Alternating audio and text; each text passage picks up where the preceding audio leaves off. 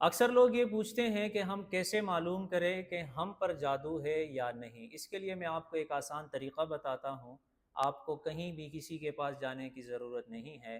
آپ ایسا کریں، ایک گلاس پانی لیں، اس کو ہاتھ میں پکڑیں اور قرآن کریم کی اس آیت کو لا تدرکہ الابصار وہو یدرک الابصار وہو اللطیف الخبیر، اس آیت کو 11 مرتبہ پڑھیں، پانی پر دم کر کے وہ پانی پی لیں۔ اس عمل کا طاقت یہ ہے کہ اگر آپ سحر زدہ ہوں گے، آپ پر جادو کا اثر ہوگا، تو اگلے 8 سے 10 منٹ کے اندر اندر آپ کو الٹیاں شروع ہو جائیں گی۔